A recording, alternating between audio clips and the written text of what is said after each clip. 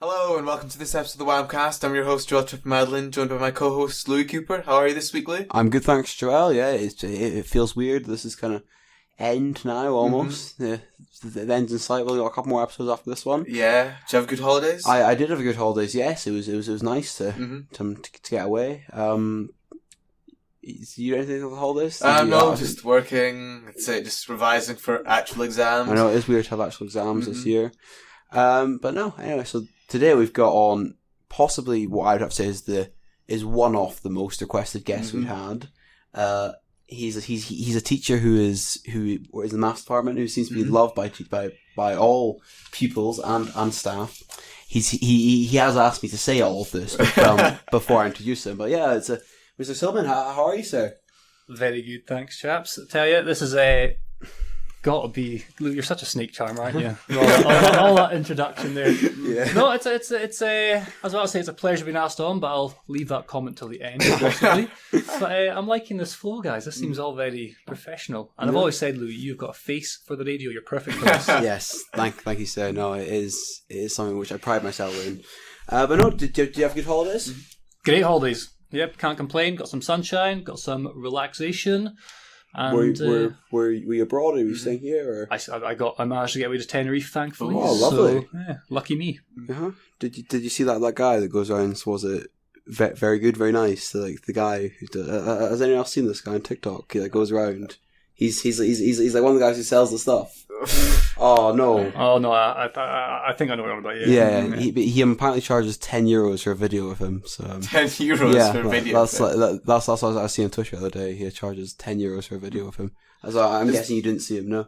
No, but you're not the first person to ask me if I did see him. Oh, okay, that must feel a bit more reassured. Seen plenty of people selling bags. Yeah. About it. Did you buy any fake merchandise? Or no, fun enough. Ladies Louis Vuitton knockoff bags are not high on my list of things to buy. Okay, so fair enough. What was maybe any scarves you saw? Or anything? Sell those? No. Now, so before teaching, it was engineering you worked in. Yep, my degree was civil and structural engineering, and I did some work on that briefly before deciding that I wanted to be a teacher. So did you retrain as a teacher? Did you go back to uni to be a teacher? Or yes, so to be a secondary school teacher, you have to do a 1-year post-grad diploma. Okay. And you specialise in one field. So obviously engineering's a high amount of maths. Yeah. So I had a choice of going either physics or maths, and I chose maths. Not sure if physics would be better or more fun with experiments, but I love the maths. So. And so, what was it that made you want to leave engineering to go into teaching? Was there holidays? Holidays. Okay. Mainly holidays. Yeah. Most people lie to you, but let's face it, holidays are awesome, and you get loads of them as a teacher. Yeah, but no, on a serious note, I'm only saying that for the crack. Yeah. In case anyone listens and thinks Mr. Tillman's only in it for the holidays. I'm not only in it for the holidays. I'm in it for the outcome, not the income. So shaping young minds, sculpting young minds, trying to make people enjoy maths. Not make them, trying to allow them the opportunity to enjoy maths. And I think I do that. Well, I mean, having had you for 4 years, I could say that you did make maths slightly more enjoyable than it was. Yeah, you found it a little bit too enjoyable. Yeah. So this is more of a hypothetical scenario. Okay. If Mr. Kroll came up to you, and this might be a bit more difficult for maths, but if he came up to you and just was like, "Oh, we've got an unlimited budget," all of a sudden the Highland Council's got this big wall, all of a sudden, how would you change the maths department? I wouldn't change our maths department. We've got a really good maths department, but there are certain maybe things like fancy calculators or. I love how that's the extent of maths. Get a fancy calculator. No. I think there's lots of things you could do in maths to make it more interesting. And I think the idea of the STEM ambassadors and getting more hands-on, practical experience in maths. And in my mind, obviously, civil engineering being a background, if you could get exposure to industry and actual out in the real world civil engineering experience, like when they look at bridges or design infrastructure, or even on a smaller scale, like all the housing that goes up. I think if you could get actual hands-on experience, getting pupils out working in partnership with companies, I think that would be the best thing for not just maths, but the science subjects and even business subjects and all the ones that kind of come under the STEM umbrella. Getting interrupted. I must be. But, You guys in high demand, aren't you? Yeah. Just pause it. Oh no, they've gone now. They really sound important. We'll come back later. Well, sir, it is probably just one of the many fans you have across the school. You know, we should really got security out just in case. Do you want to teach the rest of your career, or do you think that you would ever go into another field, or return to engineering? I'm happy. I enjoy it. I enjoy teaching. I enjoy the variety of pupils and classes. My day seems pretty quick. It seems most of the time fairly easy. And like I said, I actually quite enjoy teaching maths. I have no desire at the moment to change what I'm doing. Obviously, you are not in charge of anything in your life. Things might change, but of course. I like what I'm doing just now.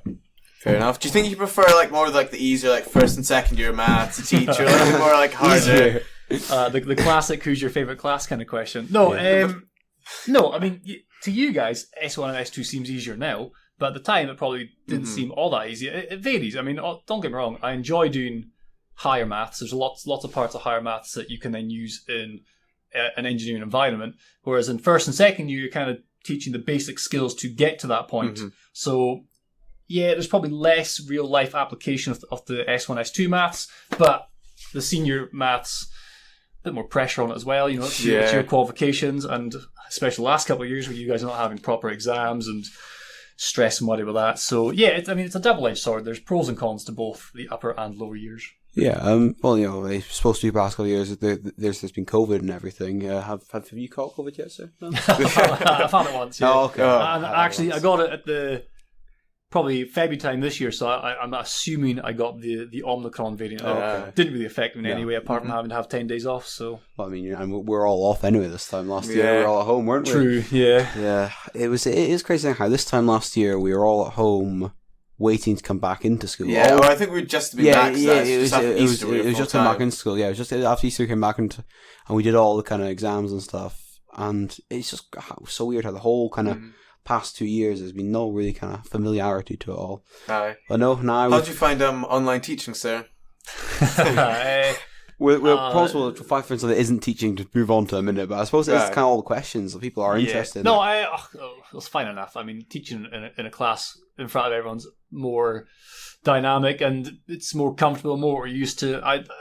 It was a means to an end, but I'm glad that we're back in school. Yeah, no, because I suppose it was different for teachers than it is for pupils, because how we have to sit on and do all the kind of calls and stuff and everything. For teachers, you have to organise it all. And did you find it difficult working from home, or did you? It wasn't too bad. We've got quite an organised department, so we've got a lot of our PowerPoints and resources are already there. So I was more just sharing them, and I was making some YouTube videos for the classes to watch, as I'm sure most teachers were probably doing. Yeah. I mean, it was fine, but like I said, it doesn't compare to actually being in a class and having the flow of having questions coming at you and things arising from conversations, which kind of is the art of teaching, really.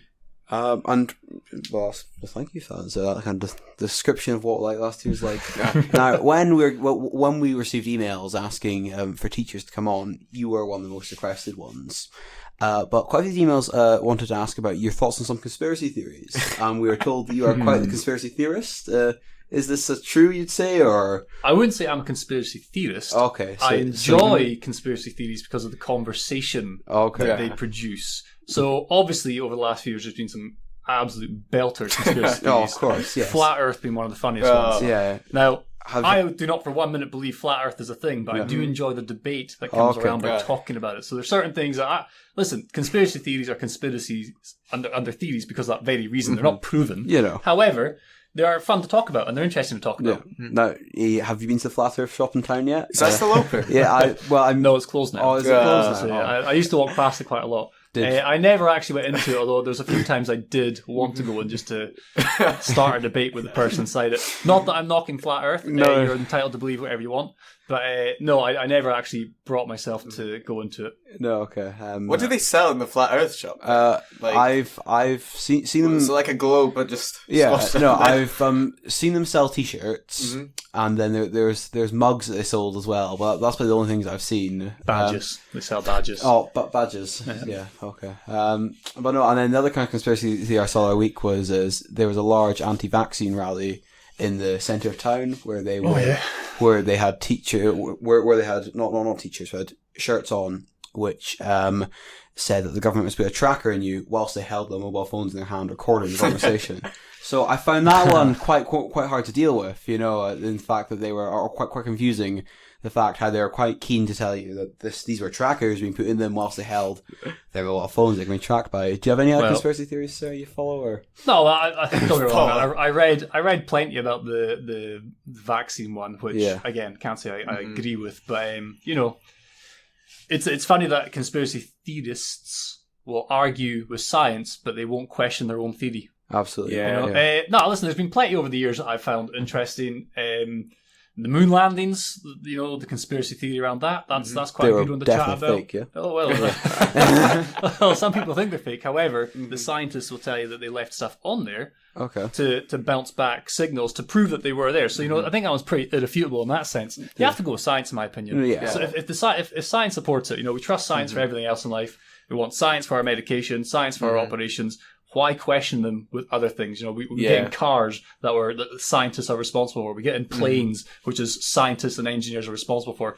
Why would we question certain small aspects that they do?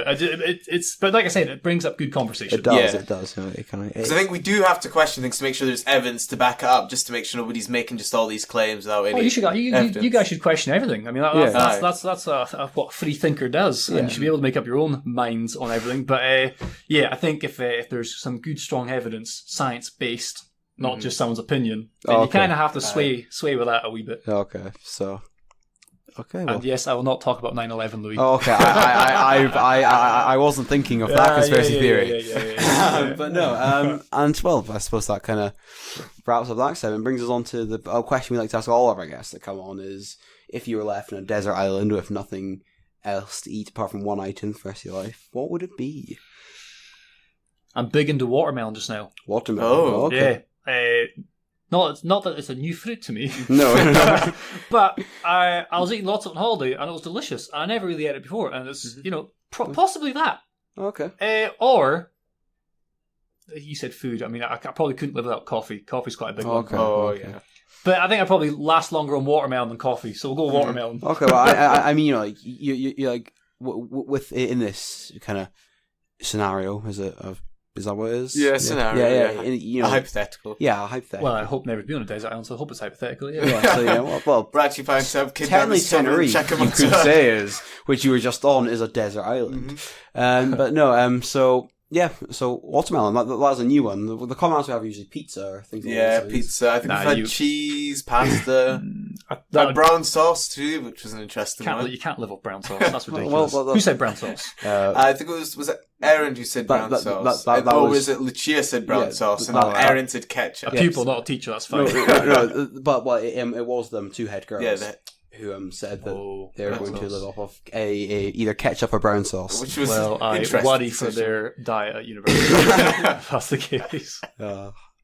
Anyway, thank you very much for coming on today, sir. You know, it did take us multiple takes to eventually kind of catch you and then bring you on with us. Person. I'm always in demand, so it's hard to fit everything in. Very heavily in demand. And anyway, thank you very much.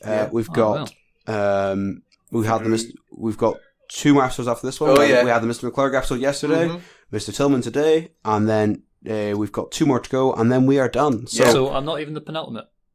You're the penultimate. You lied to me, Louis. I do not. You told me I was the crescendo to this whamcast thing you guys do, and now I'm finding out I'm not even second last. I'm third last. Anyway, and on that bombshell, we'll see you all next week. Thank you. Thanks. Cheers, guys.